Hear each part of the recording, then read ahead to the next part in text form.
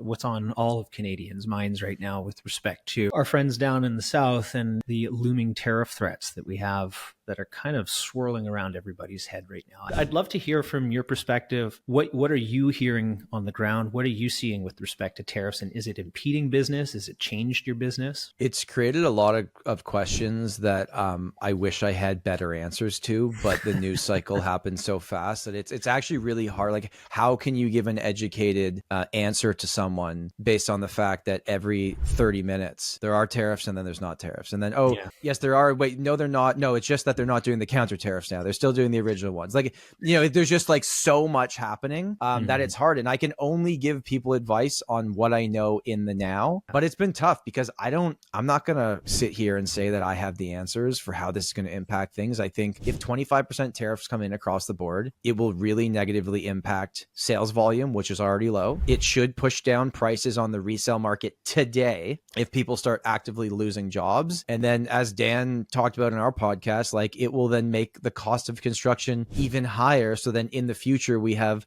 another housing crunch.